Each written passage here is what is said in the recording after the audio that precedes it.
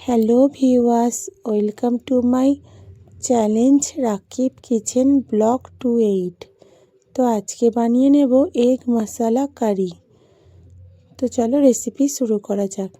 রেসিপিটা শুরু করার আগে তোমাদেরকে বলে রাখি, তোমরা যদি আমার চ্যালেঞ্জে নতুন হয়ে থাকো তোমরা আমার চ্যালেঞ্জটা অবশ্যই সাবস্ক্রাইব করে নাও, পাশে থাকা বেল আইকনটা অবশ্যই ক্লিক করে দাও।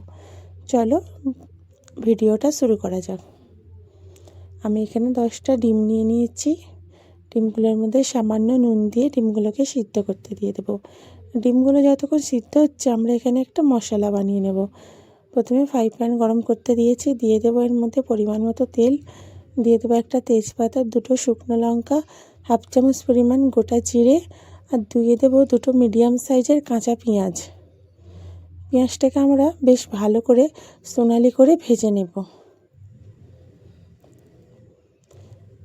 চামচের সাহায্যে আমরা পেঁয়াজটাকে ভালো করে নাড়াচাড়া করে সোনালি করে ভেজে নেব। আজ এই পেঁয়াজ ভাজাটা দিয়েই মশলা তৈরি করব। দেখো পেঁয়াজটা আমাদের এখানে বেশ ভালো করে ভাজা হয়ে গিয়েছে। এবার আমি এর মধ্যে দিয়ে দেব 2টো মিডিয়াম সাইজের টমেটো কুচি। টমেটোটা দিয়ে ভালোভাবে টমেটোটাকে পেঁয়াজের সঙ্গে ভেজে নেব। চামচের সাহায্যে বেশ কিছুক্ষণ নাড়াচাড়া করে টমেটোটাকে আমরা ভেজে নেব পেঁয়াজের সঙ্গে।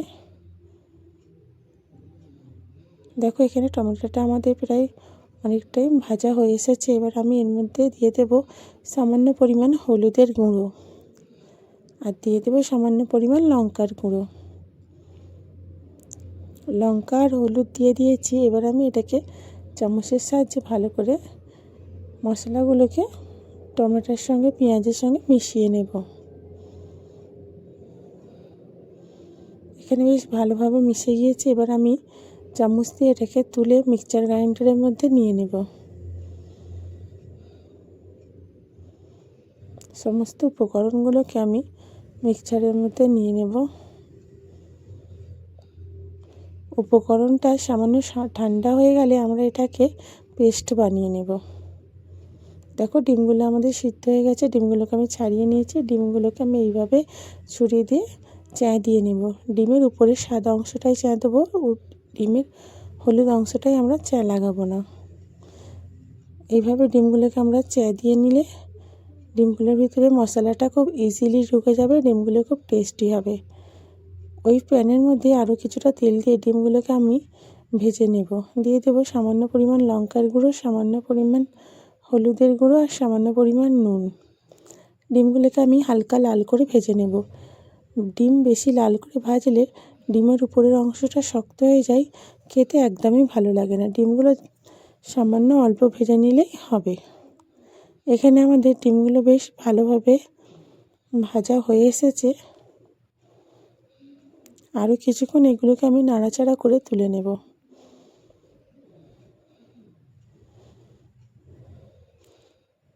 এগুলোকে আমি একটি চামচের সাহায্যে তুলে নেব।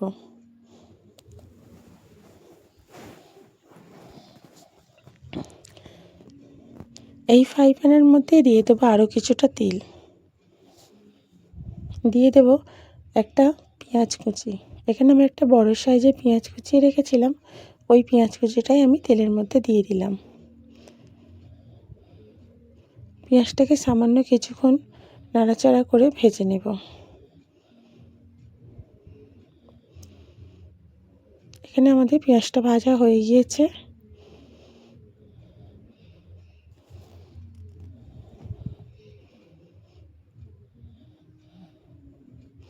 দিয়ে দেবো আমি এখানে 1 চামচ পরিমাণ নুন।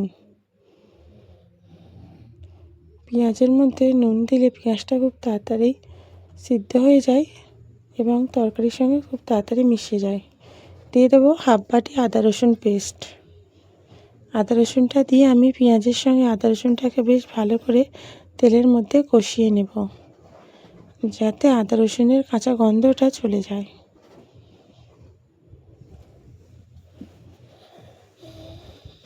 এবার আমি এখানে কিছু গুঁড়ো মশলা দেব। দিয়ে দেবো 1 চামচ পরিমাণ জিরে ধনের গুঁড়ো, হাফ চামচ পরিমাণ হলুদের গুঁড়ো, 1 চামচ পরিমাণ লঙ্কার গুঁড়ো,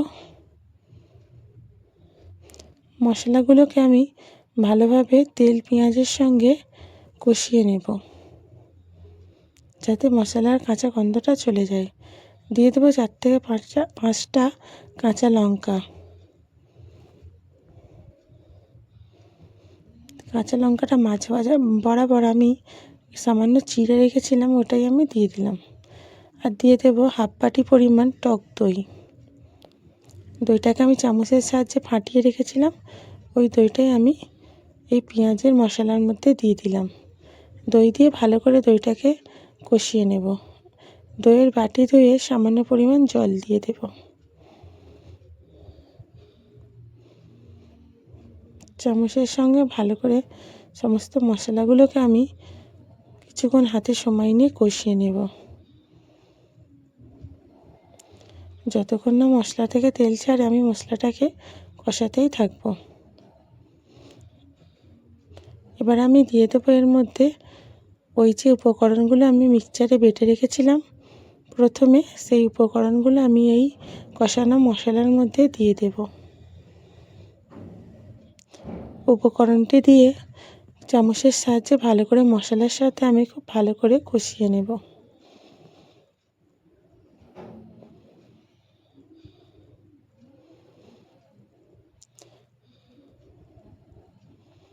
দেখো এখানে মশলাটা আমাদের বেশ ভালো করে কষানো হয়ে গিয়েছে, মশলা থেকে তেল ছেড়ে এসেছে।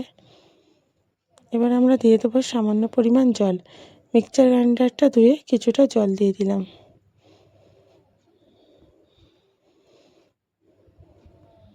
জলটা দিয়ে কিছুক্ষণ নাড়াচাড়া করে আমরা কষিয়ে নেব।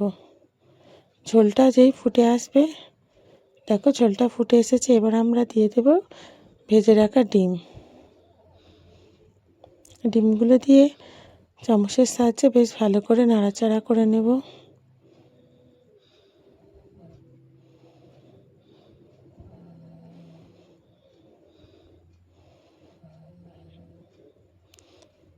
দেখো এখানে ডিমের মশলা কারিটা ফুটে উঠেছে। এবার আমরা উপর থেকে সামান্য পরিমাণ গরম মশলার গুঁড়ো আর সামান্য পরিমাণ ধনেপাতা কুচি ছড়িয়ে এগুলোকে আমরা পরিবেশন করে নেব।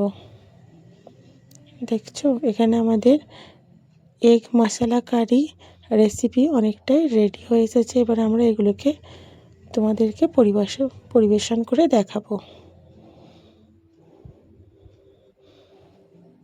যদি ভিডিওটা ভালো লেগে থাকে অবশ্যই তোমরা আমার ভিডিওটাকে লাইক করে দিও, কমেন্ট করো, কমেন্টে জানিও তোমরা নেক্সট টাইম কি ভিডিও দেখতে চাও। আজকের ভিডিও এখানেই শেষ করলাম। সকলে ভালো থেকো। আল্লাহ হাফিজ, টাটা।